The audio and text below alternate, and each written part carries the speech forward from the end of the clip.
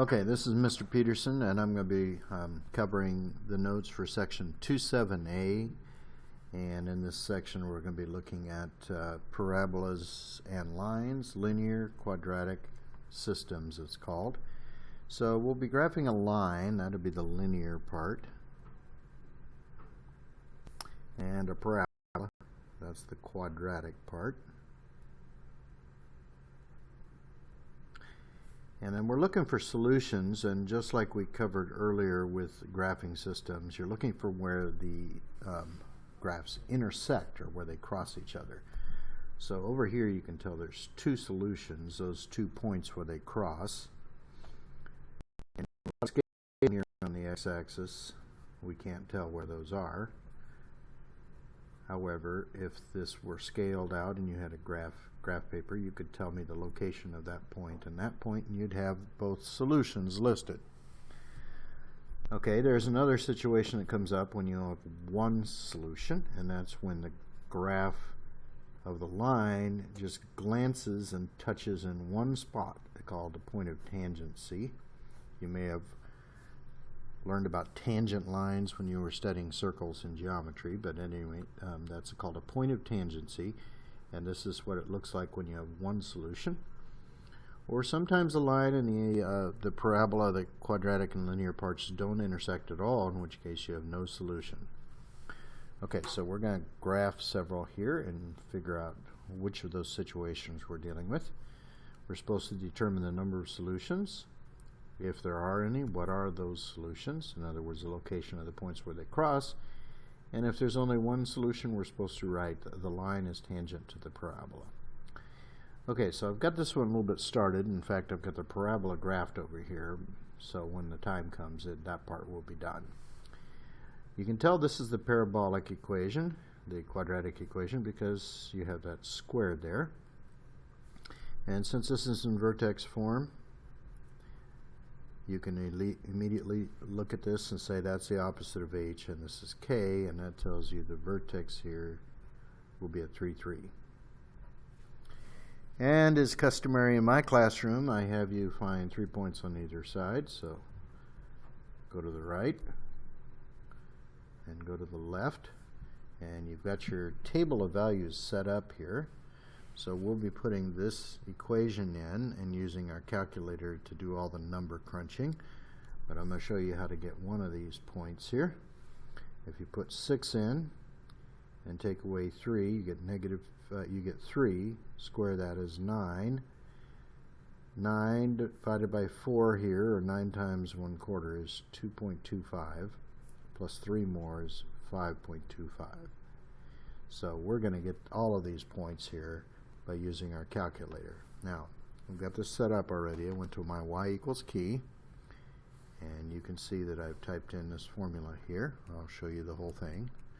Make sure you use a minus sign there, and get everything in, including that little second power up there, which you can do using this squared key right here. Okay, once that's in, you're going to go second and table setup, which is this option right here, and you want to start your table at 0, like I've got written there. Table start value is 0. Put it in automatic mode, and then you go second and over here to table, and you've got all the numbers displayed. Now, your cursor probably will start up there, and you want to go over and down 3 to check for symmetry here. So 3, 3 is already plotted, and then it goes 3.25 on the other side of that, and again on the left side, and that's this point and this point. And then it goes to 5, 4, and 5, 4, and 1, 4. So you can see I plotted those. And then it goes 5.25. We found that one earlier, and we've got a y-intercept also of 5.25. So I come over here and I go 5.25 and draw my parabola. Okay, the second graph here is going to be this line, and it has a slope of 1 and a y-intercept of -1. That's where we start with the y-intercept. and the slope is 1, which is 1 up and 1 over, 1 up and 1 over, 1 up and 1 over, 1 up and 1 over, and you can see that we hit this spot here before we dive back underneath the parabola and miss it again. And so what we have here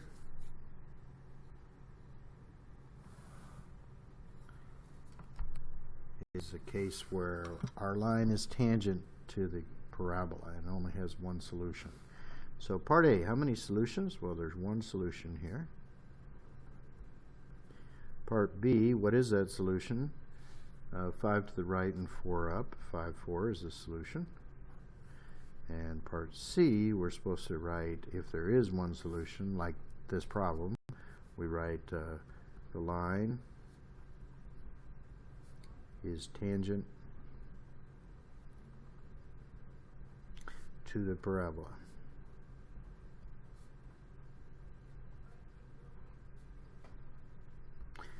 And that problem is done. Okay, example 2 here. We're supposed to do the same thing, determine the number of solutions, and if there are any, tell what they are, and if there's only one solution, we're supposed to write that down. Okay, so I'm going to start with the parabola here, and I have to find the center value. It's in standard form, so we have some work to do to find the center value, or the h value. Fortunately, it's not a lot of work. You take b over negative 2 times a.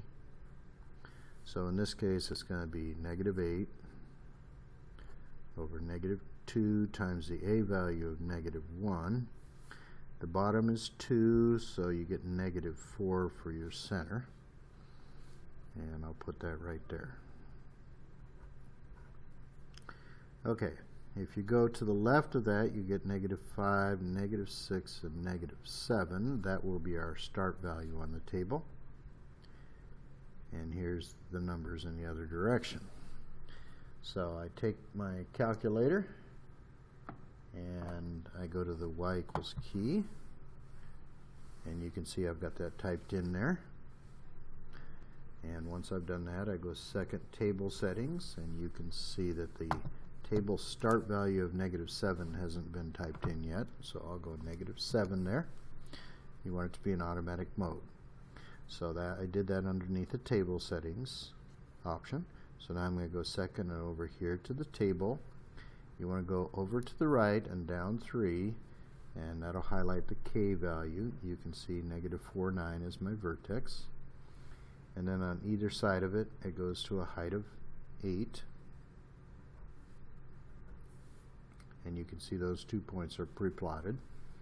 And then it goes down to a height of 5. And I've got those 2 points plotted there. And then it goes down to a height of 0. And from the previous lesson, we know that these points are x-intercepts. You can see they're on the x-axis. So these are called zeros. That one is called a 0. X equals negative 7. And the reason it's called a 0 is not because it actually equals 0, but because its neighbor, the y value, zeroes out. So here's the other 0, quote-unquote 0. It's this number, x equals negative 1. It zeroes out the y. Okay, so we've done the parabola, and now we turn our attention to this equation here, this linear equation. It's going to hit at 3 with a slope of negative 1. And you can see that right there. So I'm going to go down like this, and then once I got enough of those in there, I'll turn around and go back the other way. And here's my first answer. And here's my second solution. This line crosses the parabola twice.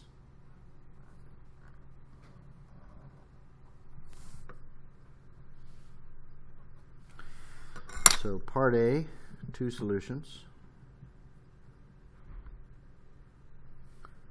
Part B, if there are solutions, what are they? Well, this first one here is negative 2, 5. And the next one here is at negative 5, 8. So that's this point and this point. Those are the intersection points. And part C, it says if there's only one solution, well, there weren't, so that does not apply. Not applicable. Okay, and that does it for page 1 of the notes, and we'll pick up in the next video with page 2.